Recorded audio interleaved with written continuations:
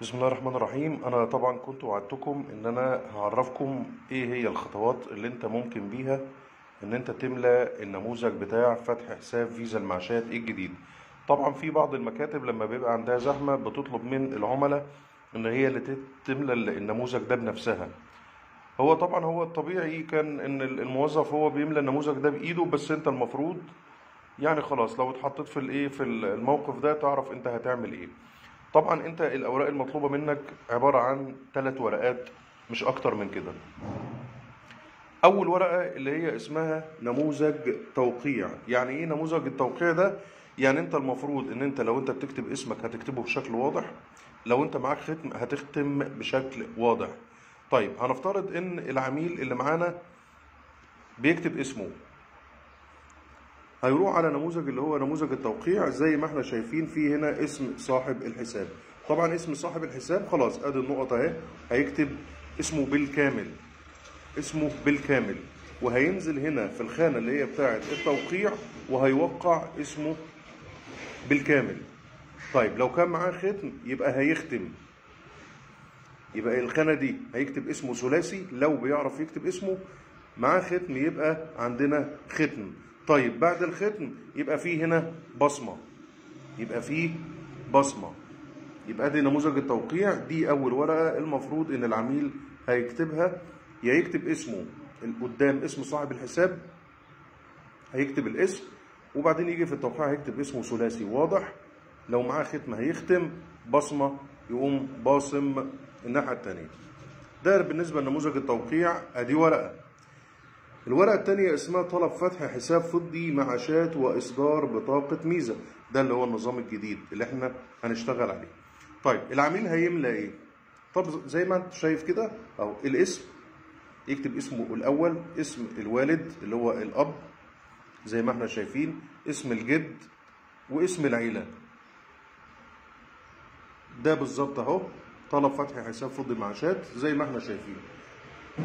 الحاجات اللي المفروض العميل، دي الحاجات المهمه اللي انا هركز عليها، اللي هي هتبقى سهله في ان هو يكتبها، ولو الموظف اخدها منه يعني ممكن الموظف هيزود عليها ايه شويه حاجات اللي تخصه، لكن اللي العميل يكتبه وده المهم زي ما احنا شايفين. الاسم اهو، اسم الاب، اسم الجد، اسم العيله. طيب طبعا انت في عندك هنا الايه الاسم باللغه الانجليزيه مالكش دعوه بيه، ما تكتبش حاجه. طبعا النوع، في عندي ذكر في عندي انثى، لو كان العميل ذكر هيقشر هنا، لو كان العميله انثى هتقشر هنا. طيب تاريخ الميلاد، ادي تاريخ الميلاد، ده ادي خانه كذا كذا سنه كذا. طيب في ايه تاني؟ في عندي العنوان، في عندي العنوان، هيكتب العنوان هنا. طبعا انتوا شايفين ان الخانات صغيره، مش مشكله، خد راحتك في الكتابه، مفيش اي مشكله. طيب في هنا كمان الايه الرقم القومي. طبعا الرقم القومي لو انتوا لاحظتوا هتلاقي 14 خانه، اللي هم 14 رقم القومي، اللي هو بالنسبه للعميل بيبدا من اول رقم 2 ويكمل الرقم القومي اللي بيبقى مكتوب في البطاقه.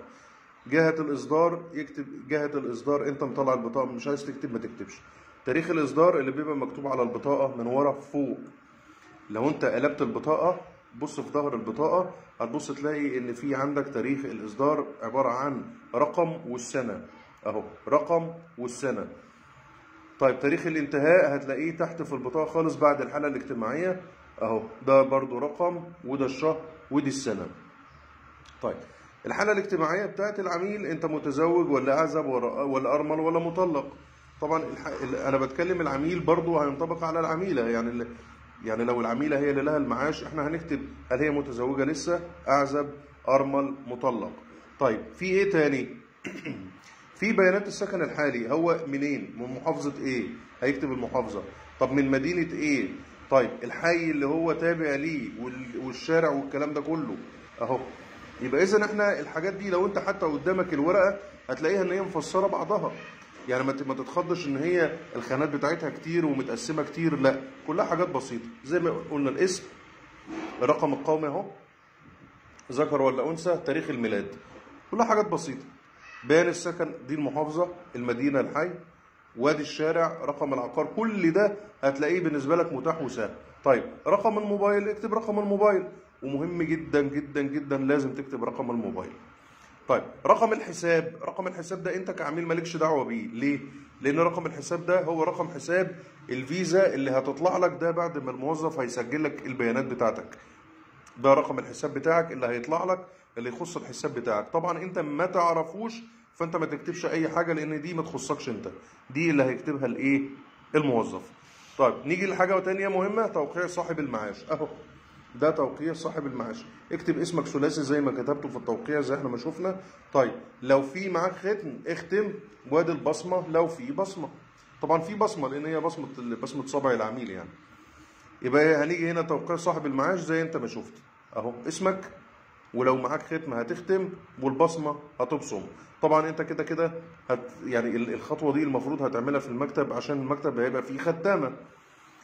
ايه تاني هنا ما يخصكش؟ هنا ما يخصكش. هنقلب الورقه، فاضل لك النقطه الثانيه اللي هي توقيع العميل. برضو هتكتب اسمك ثلاثي، برضو لو انت معاك ختم هتختم، بصمتك هتبصم. دي الورقه الثانيه. ندخل على الورقه الثالثه، اسمها ايه بقى؟ طلب تحديد او تعديل جهه صرف الى هيئه البريد. كل المطلوب منك زي احنا ما شفنا، بصوا في الورقه كويس، واللي هيعرف يقرا هيلاقي الدنيا لذيذه وخفيفه وما فيهاش مشكله. انت مش مطلوب منك غير ان انت اسم مقدم الطلب هتكتب اسمك، الرقم التأميني ما تشغلش بالك بيه، الرقم القومي هتكتب الرقم القومي اللي هو في البطاقة بتاعتك 14 رقم، رقم تليفونك اكتب رقم التليفون، وشكرا على كده.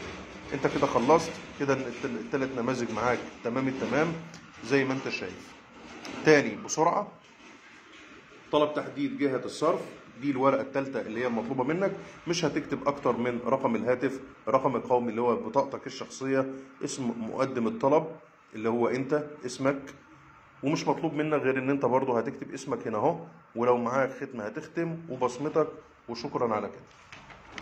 أدي الورقة الثانية بسيطة جدا وسهلة جدا، لو بصيت فيها أنت من نفسك هتعرف ان انت تملى الورقه. الورقه مش صعبه، الورقه بسيطه، انت مش هتغرق ولا تقع في البحر، بالراحه. اللي هيبص في الورقه اللي قدامك اكتبه، يعني اللي اسمها تكتب اسمك، الرقم القومي الرقم القومي، الحاله الاجتماعيه متزوج اعزب ارمل مطلق، المحافظه الشارع رقم العقار، اكتب اسمك اهو، اسمك يا اما بالختم والبصمه، مش مطلوب اكتر من كده. زي ما قلنا اهو، توقيع العميل يا ختم يا بصمه. الورقه الثالثه اللي هي اسمها نموذج التوقيع، ده الجديد اللي بيتاخد في البريد زي ما انت شايف اهو، اسم صاحب الحساب هتكتب اسمك.